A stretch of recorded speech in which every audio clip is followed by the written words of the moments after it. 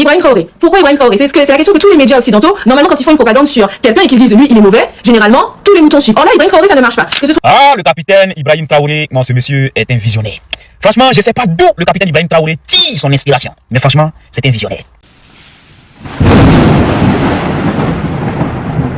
Bonjour et bienvenue sur BIP ACTU. Chaque jour, nous vous apportons les dernières informations sur l'Afrique, la géopolitique mondiale et les grands événements qui façonnent notre avenir. N'oubliez pas de vous abonner et d'activer la cloche pour ne rien manquer.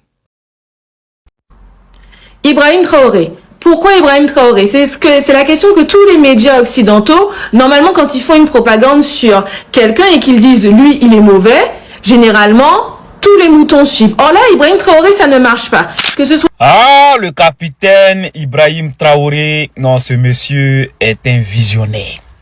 Franchement, je sais pas d'où le capitaine Ibrahim Traoré tire son inspiration. Mais franchement, c'est un visionnaire. Ibrahim Traoré a réalisé en quelques années ce que certains dirigeants africains n'ont pas réalisé en 40 quelque chose d'années. Vous comprenez ce qu'il veut dire? Et vous voulez venir me faire croire à moi que Ibrahim Traoré n'est pas un bon dirigeant. marche pas. Que ce soit la jeunesse africaine, la jeunesse antillaise, la jeunesse afrodescendante de manière générale, tout le monde est derrière Ibrahim Traoré. Pourquoi? Parce qu'Ibrahim Traoré est revenu avec une idée qui est simple, retrouver sa dignité en tant que personne noire, qu'on n'a pas besoin d'avoir l'appui des Blancs, l'aval des Blancs. Il est venu déconstruire une idée qui était là dans beaucoup de mentalités encore, c'est le fait que sans le blanc, notre travail ne veut rien dire. Il a dit en fait c'est simple, ce sont nos produits, ce sont nos ressources, c'est notre pays, on va en faire ce qu'on a décidé. Retrouver sa dignité en tant que personne noire. C'est une phrase qui résume tout le combat d'Ibrahim Traoré. Pendant des siècles, on a dit aux Africains qu'ils étaient inférieurs. Pendant des siècles, on a dit aux Africains qu'ils avaient besoin des Blancs pour être quelque chose. Pendant des siècles, on a inculqué aux Africains l'idée que sans l'aval des Blancs, leur travail ne voulait rien dire. Et Ibrahim Traoré est venu déconstruire cette idée. Il est venu dire « Non, c'est faux. Nos ressources, nos produits, nos pays, c'est à nous. On va en faire ce qu'on a décidé, pas ce que vous voulez. » Et ça, c'est une idée fondamentale, une idée qui libère, une idée qui émancipe, une idée qui redonne de la fierté à tout un peuple. Et c'est pour ça qu'Ibrahim Traoré est autant respecté. Pas seulement au Burkina Faso, pas seulement en Afrique de l'Ouest, partout dans le monde. La jeunesse africaine, la jeunesse antillaise, la jeunesse afro-descendante, toutes sont derrière lui. Parce qu'il a parlé à leur cœur, parce qu'il a réveillé leur conscience, parce qu'il leur a dit « Vous n'avez pas besoin de permission pour être fiers de qui vous êtes ». Sana va nous parler de la place d'Ibrahim Traoré dans l'histoire. Parce que vous voulez. Et ça, c'est une idée qui est fondamentale pour expliquer pourquoi Ibrahim Traoré est aujourd'hui autant respecté et pourquoi les trois dirigeants de l'AES sont autant soutenus par leur peuple et également par l'internet afro et les vrais afro, hein, pas les bénévoles, de manière générale. Alors, c'est très important aujourd'hui de comprendre que Ibrahim Traoré, vous n'allez pas le détruire. Ibrahim Traoré est devenu le Thomas Sankara d'une certaine génération, il est le Aimé Césaire d'une autre génération, le Frantz Fanon d'une autre génération. Pour certains, c'est également un Nelson Mandela, même si je sais qu'en ce moment avec l'Afrique du Sud c'est un peu compliqué. Cependant, Ibrahim Traoré a ramené la dignité de nos frères et sœurs noirs. Alors, essayez de le dénigrer, essayez de venir dire qu'il ne fait pas les choses correctement. Nous, on voit, nous, on sait, nous, on comprend ce qu'il veut faire et nous, surtout, on le soutient. Alors, en espérant qu'il ait une plus grande longévité que tous ces hommes dont je viens de parler et que surtout, son travail permette d'ouvrir les yeux à beaucoup de nos frères et sœurs qui sont encore vachement aveugles. Essayez de le dénigrer. Essayez de venir dire qu'il ne fait pas les choses correctement. Nous, on voit. Nous, on sait. C'est une phrase qui résume le soutien indéfectible que le peuple porte à Ibrahim Traoré. Les médias occidentaux peuvent essayer de le détruire. Ils peuvent dire qu'il est mauvais. Ils peuvent dire qu'il ne fait pas les choses correctement. Mais le peuple, lui, voit. Le peuple sait. Le peuple comprend ce qu'il veut faire. et le peuple le soutient. Parce que le peuple a compris que Ibrahim Traoré est en train de faire quelque chose d'historique. Il est en train de ramener la dignité à toute une génération. Il est en train de briser les chaînes mentales de la colonisation. Il est en train de montrer que l'Afrique peut se passer des puissances occidentales. Et c'est pour ça qu'il est devenu le Thomas Sankara d'une génération, le Frantz Fanon d'une autre, le Nelson Mandela d'une autre encore. Il est tous ces hommes à la fois, et il est encore plus. Parce qu'il a réussi là où beaucoup ont échoué. Il a réussi à unir son peuple derrière lui. Il a réussi à mettre en œuvre une vision. Et il a réussi à inspirer toute une génération. Mais Sana n'est pas la seule à avoir reconnu le génie d'Ibrahim Traoré. Monsieur Dago va nous parler de l'ouverture officielle du camp Faso Mousso et de l'éducation des jeunes burkinabés. Ouverture officielle du camp Faso Mebo. Regardez ces enfants-là, regardez ces jeunes-là. Oui. Ils vont pas pour danser sur TikTok. Non, non, non. Quand vous les regardez là, est-ce que ces enfants-là, ils ont le temps d'aller danser sur TikTok? Non. Imaginez-vous ce qu'ils vont faire. À leur âge déjà, on va apprendre ces enfants-là les vraies valeurs. On va raconter à ces enfants-là l'histoire de leur pays. Un visionnaire. C'est ainsi que M. Dago qualifie Ibrahim Traoré. Et il a raison. Ce qui se passe au Burkina Faso est une vision. Une vision de l'éducation, une vision de la jeunesse, une vision de l'avenir. Le camp Faso Mousso n'est pas un camp militaire ordinaire. C'est un camp où les jeunes apprennent les vraies valeurs, où on leur raconte l'histoire de leur pays, où on leur inculque la conscience historique qui a été volée par la colonisation. Pendant des décennies, on a laissé d'autres personnes raconter notre histoire. Pendant des décennies, on a laissé les puissances occidentales nous dire qui nous sommes. Pendant des décennies, on a accepté qu'on nous efface de notre propre histoire. Mais Ibrahim Traoré a dit « Non, ça suffit. Nous allons raconter notre histoire à nos enfants. Nous allons leur apprendre qui ils sont vraiment. Nous allons leur donner les armes pour résister à la manipulation mentale. » Et c'est exactement ce qu'il fait. Le camp Faso Mousso est un instrument de décolonisation mentale. Les jeunes qui y passent vont apprendre les vraies valeurs. Ils vont apprendre le courage. Ils vont apprendre la dignité. Ils vont apprendre la résistance. Et ils vont devenir des citoyens conscients de leur histoire. Des citoyens prêts à défendre leur pays. Et c'est ça, le génie d'Ibrahim Traoré. Il ne se contente pas de combattre le terrorisme sur le terrain. Il combat aussi le terrorisme mental. Le terrorisme qui empêche les Africains de se voir comme des êtres libres et souverains. Et c'est pour ça que la relève est assurée. Mais Ibrahim Traoré ne se contente pas de former la jeunesse. Il a aussi une vision pour toute l'Afrique. Et Franklin Nyamsi va nous parler de cette vision. Pour que depuis le bas âge, ces enfants-là sachent ce qui est la réalité. Ils vont leur raconter l'histoire avant que quelqu'un d'autre vienne les raconter leur histoire. Parce que réellement, c'est ce qui s'est passé à nos temps. C'est quelqu'un d'autre qui est venu nous raconter notre histoire et non nous-mêmes. Et là, le capitaine Ibrahim Traoré, il a pris le taureau par les cornes. Il a pris le devant. C'est-à-dire, depuis le bas âge. Non, franchement, je vous dis que la relève est assurée. Capitaine Ibrahim Traoré. Voici les outils qui me paraissent incontournables si nous voulons affronter et vaincre l'impérial terrorisme et empêcher cette agence d'éradiquer la population africaine par sa racine, sa jeunesse. Premièrement, nous devons développer une éducation sécuritaire citoyenne dans le cadre d'une prise de conscience panafricaine. La connaissance exacte de l'ennemi terroriste doit être le fondement de l'éducation des jeunes générations à la sécurité et à la défense de l'Afrique.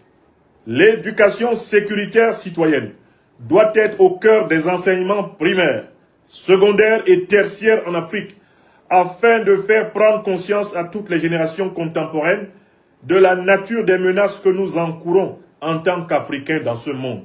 Oui, c'est quand les enfants, les adolescents, les adultes et les vieillards d'Afrique sauront que l'Afrique sera éternellement convoitée par les puissances impérialistes de ce monde que la véritable conscience sécuritaire africaine naîtra sous la forme d'un mécanisme d'autodéfense lucide, rigoureux et vigoureux, inscrit dans la conscience collective panafricaine. La conscience panafricaine des jeunes doit être imbibée des leçons d'expérience tirées des grandes agressions subies par l'Afrique et des mécanismes de défense idoines élaborés par nos sociétés passées et actuelles pour contrecarrer ces ignominies. La traite négrière, la colonisation et les différentes formes de néocolonialisme et d'impérialisme contemporain doivent être au cœur de l'éveil des enfants et des jeunes Africains à la nécessité de se battre pour ne plus jamais être dominés par les puissances ogresses d'Occident et d'Orient. Toutes les disciplines scientifiques enseignées du primaire à l'université devront donc comporter une réflexion sur leur application au domaine des résistances africaines. L'éducation sécurité citoyenne doit être au cœur des enseignements. C'est une phrase qui résume la vision de Franklin Nyamsi, et c'est exactement ce que Ibrahim Traoré est en train de faire au Burkina Faso. Il est en train de créer une génération de jeunes conscients. Des jeunes qui savent qui est l'ennemi. Des jeunes qui savent pourquoi ils se battent. Des jeunes qui savent que l'Afrique est convoitée par les puissances impérialistes. Et cette conscience, elle est fondamentale. Parce que tant que les Africains ne sauront pas qui est l'ennemi, ils ne pourront pas le combattre.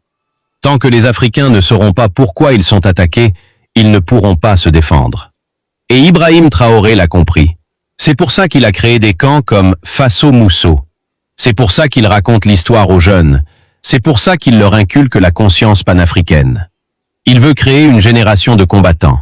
Pas seulement des combattants armés, des combattants mentaux, des combattants conscients, des combattants qui savent que l'Afrique doit se libérer de toutes ses chaînes. Et Franklin Nyamsi va nous parler des ennemis de l'Afrique. Dans notre ouvrage, L'impérial terrorisme, nous avons clairement cerné et documenté, et nous avons nommé à tout jamais, de façon irréfragable et incontestable, les forces hostiles qui attaquent l'Afrique contemporaine. Ces forces sont l'OTAN, l'Union européenne, la France, l'Ukraine, les alliés moyen-orientaux de l'OTAN, les groupes de terroristes mercenaires créés par les entités précédemment citées et les régimes politiques africains, valets de l'OTAN, de l'Union européenne et du néocolonialisme français. Ce sont eux qui attaquent l'Afrique. Deuxième élément fondamental de la lutte de la jeunesse africaine contre l'impérial terrorisme, pour moi, c'est l'engagement citoyen dans les armées populaires panafricaines. L'OTAN, l'Union européenne, la France, l'Ukraine, les alliés moyen-orientaux de l'OTAN, les groupes de terroristes mercenaires et les régimes politiques africains valets. Voilà les ennemis de l'Afrique. C'est une liste impressionnante, mais elle est juste. Parce que l'Afrique est attaquée de toutes parts. Par les puissances occidentales qui veulent ses ressources, par les groupes terroristes qu'elles ont créés, par les régimes africains qui sont leurs valets. Et pour combattre tous ces ennemis, l'Afrique doit s'unir. Elle doit créer des armées populaires panafricaines. Elle doit former ses jeunes à la défense de leur continent. Elle doit endogénéiser ses doctrines de défense, c'est-à-dire qu'elle doit créer ses propres solutions.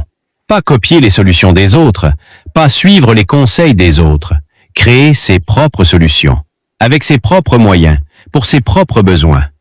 Et c'est exactement ce que Ibrahim Traoré est en train de faire au Burkina Faso.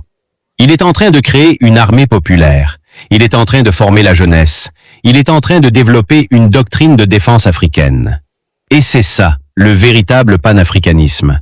Pas des slogans, pas des discours, des actes concrets qui changent la réalité. Franklin Nyamsi va nous parler de l'endogénéisation des doctrines de défense. Toutes jeunes Africains doivent se concevoir au fil de leur éducation familiale et publique comme des acteurs directs de l'armée populaire de défense panafricaine. La sécurité et la défense des intérêts vitaux des peuples africains doivent devenir des obligations collectives et individuelles pour toutes les citoyennes et citoyens, en fonction de leurs aptitudes et disponibilités. L'engagement citoyen à servir, au moins comme réserviste, des armées populaires panafricaines devrait être un des moments initiatiques décisifs de passage de l'adolescence à l'âge adulte en Afrique. Et la deuxième solution que nous préconisons. Nous évoquons maintenant la troisième solution. En effet, la traite négrière, la colonisation et les différentes formes de néocolonialisme et d'impérialisme contemporain étant au cœur de l'éveil de nos enfants, les immuniseront tout naturellement contre les menées des mêmes puissances. L'outil suivant pour combattre le terrorisme en Afrique pour les jeunes, c'est l'engagement citoyen dans les armées populaires panafricaines. Tout jeune africain doivent se concevoir au fil de leur éducation familiale et politique comme des acteurs directs de l'armée populaire de défense panafricaine. La sécurité et la défense des intérêts vitaux des peuples africains doivent devenir des obligations collectives et individuelles pour toutes les citoyennes et citoyens en fonction de leurs aptitudes et disponibilités. L'engagement citoyen à servir, au moins comme réserviste, des armées populaires panafricaines devrait être un des moments initiatiques décisifs, disais-je, de passage de l'adolescence à l'âge adulte. Un module collectif de base doit être enseigné des plus jeunes aux plus anciens apprenants avec des réponses précises et actualisées aux 3 questions suivantes qui agressent l'Afrique depuis des siècles. Quelles sont les techniques d'agression utilisées par les assaillants anti-africains depuis plusieurs siècles? Quelles sont les meilleures solutions africaines contre les agressions anti-africaines depuis des siècles? On doit pouvoir en tirer un manuel de la défense panafricaine pour tous les apprenants. Il faut mettre tous les enfants d'Afrique à l'école et mettre à la disposition des masses populaires africaines des manuels en fonction de leur niveau d'études, des manuels de la défense panafricaine. C'est l'un des programmes que soutient l'Institut de l'Afrique des Libertés et que je soumettrai et proposerai également à l'Institut des peuples noirs Farafina du Burkina Faso. L'endogénéisation des doctrines de défense. C'est un concept clé. Il signifie que l'Afrique doit penser ses propres solutions. Elle ne doit pas copier les solutions des autres. Elle doit créer ses propres doctrines, ses propres techniques, ses propres technologies. Et cela passe par une formation industrielle et technologique avancée. L'Afrique doit fabriquer ses propres armes, lourdes, légères, de pointe. Elle doit imposer crainte et respect à ses ennemis. Et ça, c'est exactement ce que Ibrahim Traoré est en train de faire. Il est en train de développer l'industrie militaire burkinabé. Il est en train de former des ingénieurs. Il est en train de créer des usines d'armement. Il est en train de rendre son pays souverain sur le plan militaire. Et ça, c'est une révolution. Une révolution que les puissances occidentales ne peuvent pas accepter. Parce qu'elles ont besoin que l'Afrique soit faible, qu'elle soit dépendante, qu'elle soit soumise. Et Ibrahim Traoré est en train de briser cette dépendance. Il est en train de montrer que l'Afrique peut se défendre seule, qu'elle peut se développer seule, qu'elle peut être souveraine. Et c'est pour ça qu'elles le haïssent. C'est pour ça qu'elles essaient de le détruire. C'est pour ça qu'elles utilisent leurs médias pour le dénigrer. Mais elles n'y arriveront pas. Parce que le peuple est derrière lui. Parce que l'Afrique est derrière lui. Parce que la jeunesse du monde entier est derrière lui. Pour combattre le terrorisme en Afrique, nous devons procéder à l'endogénéisation des doctrines, techniques et technologies de défense en Afrique. Qu'est-ce que cela veut dire? La lutte antiterroriste africaine doit être pensée en Afrique, par des Africains, pour des Africains, afin de maîtriser nous-mêmes les mécanismes africains d'autodéfense. Les formateurs des jeunes Africains doivent donc prendre à cœur l'élaboration de doctrines défensives intellectuellement souveraines, émanant des leçons des victoires et défaites militaires africaines du passé, tout en gardant l'œil ouvert dans le cadre d'une approche comparative permanente sur les doctrines de défense des autres puissances du monde. Dans le même esprit, la jeunesse africaine mérite une formation industrielle et technologique avancée pour fabriquer sur place toutes les armes lourdes, légères et de pointe dont les armées africaines ont besoin pour imposer crainte et respect aux ennemis de notre continent. Nous voilà arrivés au terme de cette analyse. Nous avons entendu 3 voix, 3 approches. Dani Almeida nous a montré que les pays du Golfe sont résignés à accepter la fermeture du détroit d'Ormuz. Ils préfèrent payer plutôt que de risquer une guerre avec l'Iran. C'est un aveu de faiblesse, un aveu que la puissance américaine n'est plus ce qu'elle était. L'analyste géopolitique nous a parlé de la peur de Trump. Le président américain se cache dans des conteneurs de nourriture. Il a peur des Iraniens. Il a peur de leurs missiles. Il a peur de leurs drones. Il a peur d'être tué. C'est une humiliation historique. Et Davy Rodriguez nous a parlé de l'Air Force One. L'avion le plus sécurisé du monde n'est plus suffisant. Trump n'a pas confiance en son propre avion. Il a pris un camion frigorifique pour échapper aux menaces iraniennes. C'est une humiliation suprême. Alors, quelle est la conclusion? L'Iran a gagné. Il a gagné la guerre psychologique, il a gagné la guerre d'usure, il a gagné la guerre diplomatique, et il a gagné la guerre sur le terrain. Le détroit d'Ormuz est fermé, et il restera fermé tant que les États-Unis n'auront pas accepté les conditions de l'Iran. Trump ne peut rien faire. Il est coincé, il est humilié, il est impuissant. Et tout cela, c'est grâce aux Iraniens, grâce à leur détermination, grâce à leur stratégie, grâce à leur courage. Merci d'avoir suivi cette vidéo jusqu'au bout. Si vous aimez nos analyses sur l'actualité africaine et internationale, abonnez-vous dès maintenant à BIP et activez la cloche pour ne manquer aucune information importante. Laissez votre avis en commentaire, partagez cette vidéo autour de vous et mettez un si ce contenu vous a plu. Merci pour votre soutien, prenez soin de vous et on se retrouve très bientôt sur BIP pour une nouvelle vidéo. À très vite.